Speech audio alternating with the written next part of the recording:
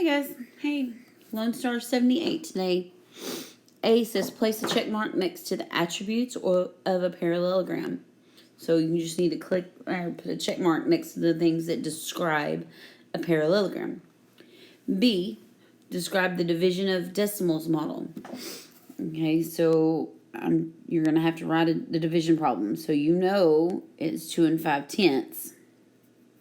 And then you have to look and see how many times do they break it into groups. Okay, so 2 5/10, broken into how many groups. C, classify the patterns.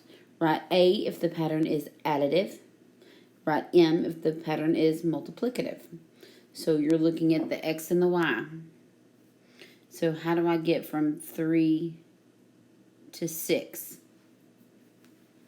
Okay, I have 3 times 2 or 3 plus 3, right? So then let's go down to 6 to 9.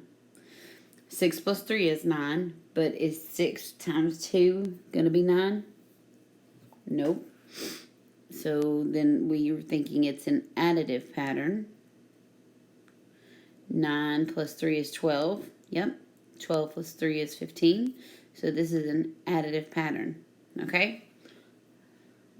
So you're going to do the same thing with the next two problems. You're gonna decide. But you cannot just look at the first number, because when we did that just now, when I looked at this one right here, it could be an additive or multiplicative. So you have to do the whole pattern all the way down, okay, to make sure that it's correct. D says find each product. You're multiplying. Okay, you multiply, and then you move the decimal. So on this first one, 7 times 2 is 14. 2 times 0 is 0 plus 1. And 2 times 1 is 2. Tick, tack, O. 3 times 7 is 21. 3 times 0 is 0 plus 2 is 2. And 3 times 1 is 3. And then you add, and you get 4, 2, 4, 3. Your decimal in your problem up here has 2 numbers behind it. So in my answer, my decimal has to have 2 numbers behind it. So my answer would be 34 and 24 hundredths. Okay? So multiply like you normally would. Don't do anything with the decimal until you're finished. After you finish, then you move your decimal over how many places you used it in the problem. Okay?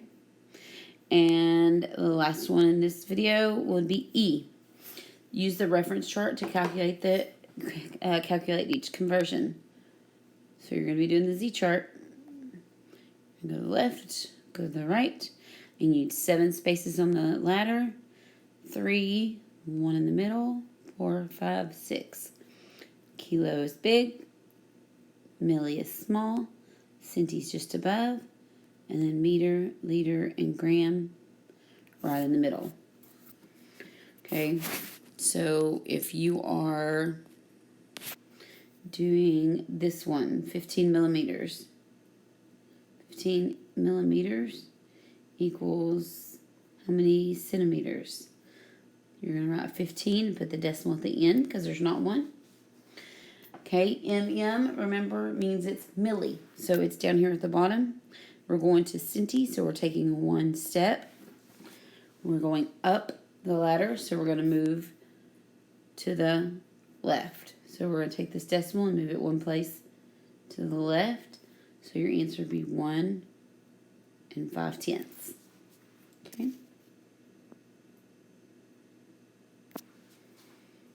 All right. You're going to do the same thing for the rest of them. You're going to start at kilometers, and you're going to go 3 steps to the right to go to meters. If you're at meters and you're going to go to centimeters, you're going to go 2 steps to the right to centimeters. Okay? However many steps it takes. But remember, killi is big, milli is small. Centi's just above milli, and then meter, liter, and gram is in the middle.